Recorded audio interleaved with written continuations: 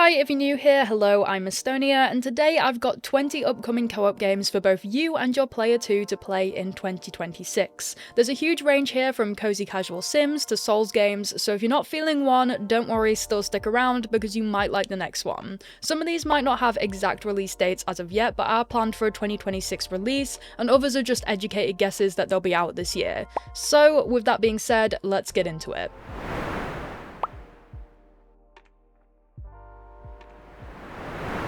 In Crashout Crew, you'll be clocking in at a brand new warehouse job with up to 4 players trying to fulfill just straight up chaotic physics-based orders. To do so, you'll be moving boxes around the place, making sure everything is sorted and shipped out in time for that next day delivery. Also, by playing this game, you are automatically forklift certified, so anytime you see one out in the wild, you can legally hop on it and operate it. The game is being developed by Aggro Crab, the same team behind Peak, Another Crab's Treasure, and Going Under, and I don't know about you, but as soon as I saw that, I was instantly more interested in playing this game. From the trailer alone, you can already see the kind of nonsense that you're going to be dealing with in the game. There's sections where you're driving around on ice trying not to slide everywhere, or transporting live chickens that are actively jumping around and escaping so you have to chase them down, and even driving around in the dark. It looks like the kind of game where everything can go wrong, and it absolutely will, especially when you've got 4 people all trying to coordinate at once. This one is very much aimed towards those people who love games like Overcooked or Moving Out, so if you enjoy those high energy party games where you're all shouting at each other but still having a fun time, then this one looks like it could match on that feel. There's no confirmed release date just yet, and the demo actually closed last year, so this one is a bit of a waiting game, but with this, it seems like it might land later this year. We'll have to just wait and see.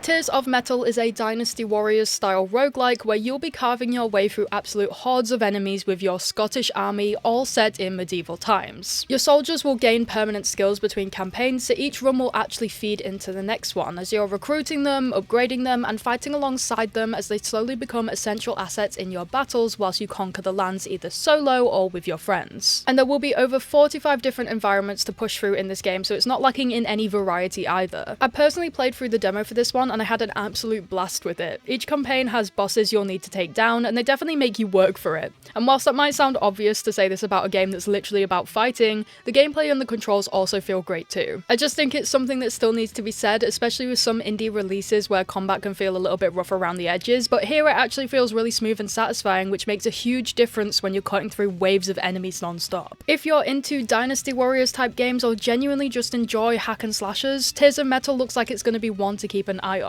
There is a demo live on Steam right now if you want to try it for yourself, and as of recording there isn't an exact release date just yet. All we know that the team is aiming for some point in 2026. Blighted is a Metroidvania action RPG set in this dark western-themed world where your village has been infected by a deadly blight. You play as the lone survivor, fighting your way through these destroyed environments, taking on enemies and bosses as you try to push back against what has happened. But in order to gain power, you'll have to consume the defeated bosses, absorbing their memories to become stronger. There's also this really interesting mechanic where you have to harness the blight itself. The more blight you carry, the more difficult the world around you becomes, with enemies growing more aggressive and the fights becoming more intense, basically acting as an in-game difficulty system. Less blight equals an easier time, and more blight means you're signing yourself up for a much bigger challenge. Again, there's no exact release date locked in just yet, but it's currently planned for a release sometime during 2026. There isn't a demo available at the moment either, so this is definitely one to keep on your radar if the concept and gameplay looks like something you'd be into. Outbound is a cozy exploration game where you'll be building up your own little home on wheels and living fully off the grid. You start out with basically an empty van, and from there it's all about collecting materials and slowly transforming it into something that actually feels like a home. You'll be crafting workstations, furniture, and even setting up ways to generate electricity in and on top of your van so you can properly sustain yourself out in the wild. You'll also need a proper food supply, which means creating little gardens inside your van where you can grow a variety of crops. You can eat them fresh or cook them them in with different meals, or even feed them to the local wildlife that you come across on your journey. And speaking of, you can actually adopt a dog from a nearby lodge who will then join you on your travels, so you can train them up and have them properly become a part of your little traveling setup. This is one I can definitely see being really enjoyable solo if you just want to relax by yourself. I play a lot of like driving games like Motor Town when I just want to chill alone, so this is probably going to be another one on my list, but it also supports up to 4 players online if you want to share the experience with friends. It's currently planned to release in the second quarter of 2026, so we should be seeing it relatively soon. Shift at Midnight is a detective horror game where you and up to 3 other friends are working the night shift at a convenience store, trying to figure out which of your customers aren't exactly human. At the same time, you still need to make sure you're selling enough products to the real customers to hit your nightly quota. So it's not just spotting the monsters, you're also going to be balancing doing that with your actual job. When customers come up to the counter, you can actually interrogate them by looking them up in a database and physically inspecting them to work out whether they are who they claim to be. It's very much about paying attention to the details and picking up on any inconsistencies, because if you get it wrong, things will go downhill real fast. The ones you misidentify will come back later in the night, and that's when it turns into a full-blown horror game as they try to hunt you and your friends down inside the store. You're not completely helpless though, you can set up traps around the shop and hide as a last-ditch attempt to survive until the end of your shift. This one is another take on the quota horror genre that games like Lethal Company and Repo really help popularize, but with that added detective element that you might recognize from games like That's Not My Neighbor. There's a demo available right now if you want to try it, or you can wait for its planned release in the second quarter of 2026. Awaysis is a dungeon brawler that really leans into that PlayStation platformer kind of feel. You and your friends team up to ascend the floating mountain of Awaysis, fighting your way through different environments and gradually building up your strength so you can eventually take on the Dark Lord of Darkness. As you climb, you'll be exploring a variety of areas, getting stronger and working together to survive what is thrown at you. However, the thing that really makes this one stand out is its physics. It has an almost Gang Beast style movement where everything feels slightly janky but in the most positive way. You'll be throwing things around to attack enemies, and because you're fighting on floating platforms, knocking someone off the edge actually becomes completely viable, as knockback is huge in this game. I also just want to take a second to talk about the music here, because they've managed to bring in Hirokazu Tanaka, who composed music for the original Metroid as well as Dr. Mario, and even worked on sound effects for things like Donkey Kong. There's a really interesting mix of genres going on here. You've got the dungeon brawler, platformer, and a physics game all just layered together. There's no current release date as of yet, but if this looks like your kind of thing, it's definitely one to keep an eye on. In John Carpenter's Toxic Commando, you and up to 3 other friends will be fighting through hordes of infected enemies, trying to send them straight back to hell. In this first-person shooter, you'll have access to 16 different primary weapon types, which is a pretty solid range. We're talking about shotguns, snipers, pistols, machetes, and more, so whether you prefer hanging back and picking off enemies from a distance, or getting right up in the middle of all the action, there's definitely something that's going to suit your playstyle here. Something that makes this game different from other horde shooters is you'll actually be taking on multiple missions across a semi-open world map, using vehicles to travel off-road through it, and that means smashing through swarms of infected as you go. There is a demo available if you want to jump in and see how it feels for yourself right now, and if you do enjoy it, then you're not going to have to wait long because the full release is landing March 12th on both console and PC.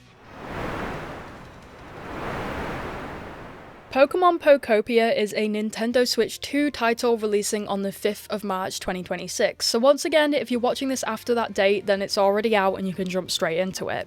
This one is very much for the cozy gamers because it's like Pokemon mixed with the vibes of Animal Crossing New Horizons and a farming sim kind of all in one. You move to a brand new island where you'll be collecting resources, crafting items, building furniture, and decorating everything exactly how you want it. Instead of villagers though, your neighbours are Pokemon. You can interact with them and they'll actually help you traverse and develop your island using their unique abilities. Some will help you grow plants, others can smash through walls and swim across areas, or even fly you around. They'll also give you specific tasks to complete on the island, which adds just a little bit more things to do rather than just simply decoration. Speaking of, you'll be able to fully customize your character as well, from hairstyles to outfits, and then show it all off by visiting your friends' islands or inviting them to yours. If you're someone who loves cozy games and wants something a bit more wholesome, just mixed with your favorite Pokemon in it too, then this looks like you're going to have a blast with this one.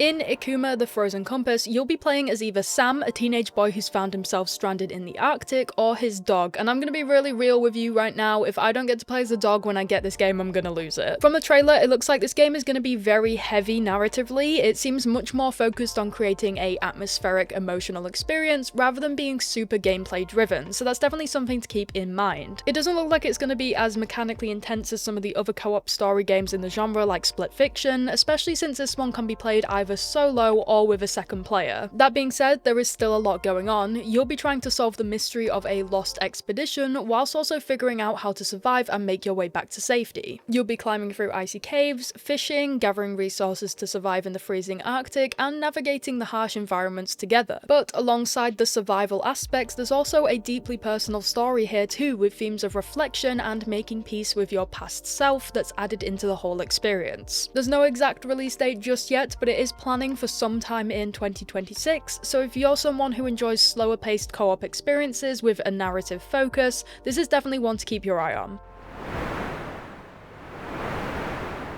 From the creators of Octopath Traveler comes a brand new adventure, The Adventures of Elliot, the Millennium Tales. In this one, you'll be playing as Elliot and his sidekick Faye as you journey across the land in an attempt to lift a curse. To do that though, you won't just be travelling from town to town, you'll instead be moving across different time periods spanning over 1,000 years using something called the Doorway of Time. When it comes to combat, you'll be able to equip 2 weapons as Elliot, while the Faye uses magic powers, using these both to attack enemies and to help each other solve puzzles. There's also a fairly in-depth customization system where you can level up your weapons using magicite that you collect along your way, making your characters not only stronger but also more tailored to how you personally like to play. Whether you prefer a more aggressive build or something more magic focused, it looks like you'll have a lot of room to experiment with that. With a release date set for June 18th, 2026 and local co-op support, you won't have to wait too long to jump in with this one with a friend. If you're a fan of escape rooms at all and you somehow still haven't played Escape Academy, first of all, you need to fix that, but second of all, this is the sequel, Escape Academy 2, and there's currently a demo out right now. There's no exact release date locked in just yet, but with the demo already live, it's probably safe to assume that it's not going to be too far away. If you're new to the series, the whole concept is that you play as a student in a school that's dedicated entirely to training the best escape artists possible. Your classes are full-blown escape rooms, and you're graded based on how quickly you can complete them, which works really well for the theme. But if you're not someone who enjoys the pressure of a ticking down clock, they've actually added a no timer mode in this sequel, so you can take your time with things, think them through properly, and solve puzzles at your own pace without feeling too rushed. What makes the sequel different to the first is instead of the in-between sections being a more visual novel style, this time they're actually turning it into a small open world environment. You'll be able to walk around the campus, chat with other students, and even pick up smaller quests where you'll be able to solve puzzles for them, with it feeling like a much more interactive way to connect the escape rooms together. You'll be able to play this one in either split-screen couch co-op or online with a friend. So if you enjoy escape room experiences and want something that builds on the first game, then this is definitely one to check out. Another one that's part of an existing series here is My Time at Evershine. In this game, you step into the role of a town governor of a brand new settlement, and it's up to you to build it up from the ground. This means developing infrastructure, collecting resources, fighting off enemies, and generally making sure that your town thrives instead of falling apart. This is the next game from Pathia Games, the team behind My Time at Sandrock and My Time at Portia, so if you enjoyed either of those, this one is likely going to be your next obsession. For anyone who doesn't know the series though, they're cozy RPG exploration games set within the same world. Evershine, however, looks like it's taking that formula and pushing it into a slightly more futuristic medieval direction. It takes place 3 years after the events of the previous game, with people settling into a new region to establish a fresh city. There are also 10 dateable NPCs that you can romance if you're into that sort of thing, and you can even build full houses for residents to live wherever you choose. On top of that, you'll be heading out dungeon crawling, fighting enemies, and gathering resources to bring back and continue expanding your settlements. There's no confirmed release date as of yet, but multiplayer co-op is planned with support for up to 3 other players, so if you ever wanted to build up an entire settlement together with friends, this might be one to firmly keep on your radar. For fans of the channel, you've definitely heard me talk about this one before. This is Out of Words, an upcoming co-op platform adventure where you play as two characters who have lost their voices. The whole premise revolves around the two of you working together to restore your ability to speak and finally be able to understand one another again. As you make your way through the world of Vocabulantis, you'll be solving puzzles and navigating platforming sections that will genuinely require communication between you and your player too. Visually, this game is also stunning. Everything has been created physically in real life using actual puppets and stop motion, which just gives the game an incredibly cool style that you just don't see very often in games. The use of real felt and fabrics and physical props creates this almost childlike atmosphere to the world, and I think that aesthetic fits perfectly with the themes that the game is going for. With not an exact date just yet, the game is scheduled to launch at some point during 2026 across all platforms.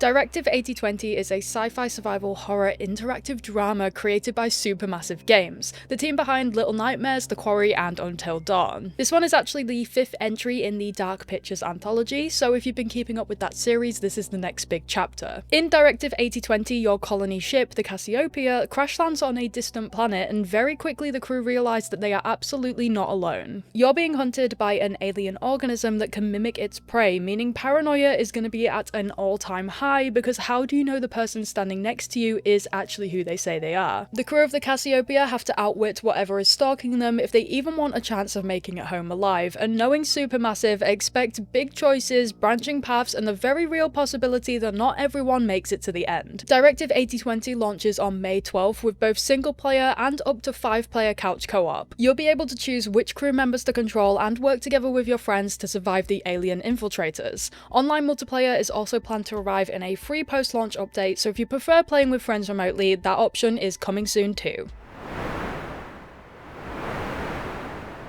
If you played the first one, then you already know what kind of anxiety you're signing up for, because Subnautica 2 is taking us back to another alien ocean world where you'll once again be trying to survive the depths and somehow make it out alive. This time around, however, you can play solo or with up to 3 friends in online co-op, as you'll be investigating mysterious ruins, building fully customizable bases, and pushing deeper and deeper into the ocean while the planet tests just how adaptable you are. You'll start out with the basics like a scanner and flashlight, but as you progress, you'll unlock more advanced equipment and even submersibles to help you travel further and survive for longer. The building system is also a lot more customizable this time, with loads different biomes to choose from where you're deciding to set up your base. We're talking massive underwater cliffs and coral fields, all filled with strange new underwater creatures that you can scan and study.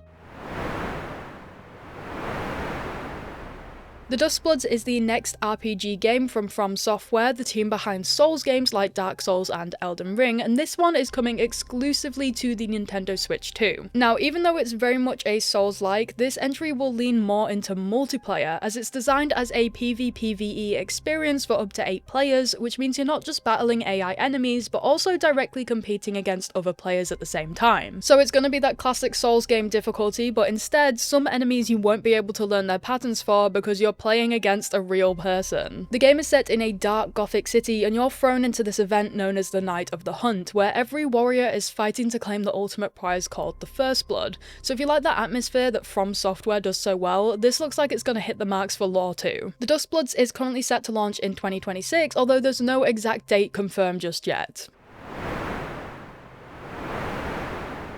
Outward 2 is an action RPG with survival elements and serves as a sequel to the original game Outward, and just like the first, it's set in an open world environment and supports up to 2 players in co-op. But this time around, it's expanding further into its RPG systems, adding more in-depth things like stronger NPC interactions and more immersive elements such as day-night cycles. If you've ever played Outward before, what really makes it stand out from other RPG survival games is the mechanics. You can't manually save. The game actually handles saving automatically, which means every decision you make you actually have to stick with. There's no reloading because of this, so if something didn't go your way, the game forces you to deal with the consequences of your actions, whether they're good or bad. And on this point, instead of your character dying, the game actually uses defeat scenarios, so rather than just dying and reloading, your character actually might wake up being robbed by bandits, missing your gear, or being nursed back to health in some random village somewhere in the world. You can't fast travel either, so it makes failure feel like part of the story rather than the end of it, and those mechanics are all expected to return in this sequel. There's no official locked-in release date just yet, but it's currently planned for Q3 of 2026. Weeny Wise is an adventure platformer where you and a friend find yourself inside the world of Weeny Wise, playing as two adventurers named Aneely and Hugo. Together, you'll set off on a journey to defeat the dark sorcerer Ragnar, who's on the verge of throwing all of Weeny Wise into a war. Throughout the game, you'll be facing off against her enchanted creatures as you try to put a stop to her plans. As you make your way through the world, you'll be exploring different areas, working together to overcome a variety of different platforming levels, puzzles, and minigames. Like other games in the co-op platforming space, you'll unlock new abilities as you progress to keep things feeling fresh. In this case, those abilities come from magical stones that you can interact with, granting both you and your player 2 entirely new powers, which is a nice way of gradually expanding what you can do so the puzzles don't start to feel too repetitive. The game also features a friend pass system, meaning only one of you needs to own a copy for both of you to play together, which is always a win. It's currently planned to release in Q2 of 2026, so if you're looking for another dedicated co-op adventure to tackle with someone, this one's on its way. Chain Beasts is a roguelike where you and up to 3 of your friends are literally chained together in a gladiator-style arena, fighting your way through waves of enemies and eventually taking on harder bosses. Being chained together means you are absolutely going to need communication if you want any chance of surviving. There's lots of different attacks that you can throw at enemies, but just focusing on damage isn't going to get you anywhere. Because you're all tethered together, positioning matters a lot too. You can't just dodge wherever you want if you've got yourselves all wrapped up around a pillar. One thing I thought that was really cool from the trailer is that you can actually use your chain itself as a weapon, as you can trip enemies with it, which just adds this whole other layer of strategy on top of everything else that you're juggling mid-fight. As you conquer different battles, the enemies get stronger, but what makes it even more interesting is that if you leave fights with wounds, that also carries over. So if you lose an eye, only your character will start hallucinating things on screen that your teammates can't see. And if your character drinks to heal, then you won't be able to walk in a straight line. This one just seems really unique, and honestly I'm very excited to try it out properly when it fully releases. There's a demo on Steam right now if you want to see how it feels for yourself, and the planned release window is sometime during 2026. Nevergrave, the Witch and the Curse is a Metroidvania roguelite where you'll be using magic to attack enemies and fight your way through different dungeons, collecting loot and materials as you go. The idea is that you're not just dungeon crawling, but you're actually going out to find resources and bringing everything back home to your village to help build it up with new facilities. When you're back at the village, there's a whole cozy game aspect to it. You can grow crops here and cook different meals and prepare yourself properly before heading out back on your next run. So it's got that really nice balance between the combat and the cozy aspects, kind of similar to Moonlighter in that regard if you've ever played that game. The dungeons themselves are procedurally generated, so they'll change with each run, so you're not just able to memorize one layout and just fly through them each time. This also means that the game has a lot of replayability in that sense, especially with different enemy encounters and loot to discover along the way. You can play this one solo if that's more your thing, but it also supports up to 4 players, so you can build up your village and tackle these dungeons either alone or with friends. As of writing, this game is set to release on the 4th of March 2026, so if everything all goes to plan and you're watching after this date, then it should already be out and you can jump into it right now. Thank you so much for watching. If you enjoyed this video, please do consider subscribing. All your support really helps the channel grow, and it means I can keep creating videos just like this one for you all in the future. Are there any games on this list you're excited for? Any I should showcase on the channel in the future? Do let me know down below because I'd love to chat with you all about it. And with that, thanks again for watching, and I will see you all in the next one.